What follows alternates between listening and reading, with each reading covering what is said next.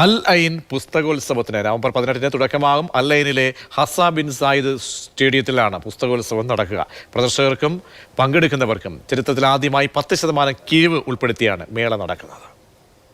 November 18 മുതൽ 24 വരെയാണ് പുസ്തകോത്സവം നടക്കുന്നത്. പരിപാടിയുടെ രജിസ്ട്രേഷൻ സെപ്റ്റംബർ 19-ന് അവസാനിക്കും. ഈ വർഷത്തെ പുസ്തകോത്സവ രജിസ്ട്രേഷൻ സമയം ഒരാഴ്ച പിന്നിടുമ്പോൾ പവലീനുകളുടെ 75% ബുക്കിംഗ് കഴിഞ്ഞതായും അധികൃതർ അറിയിച്ചു.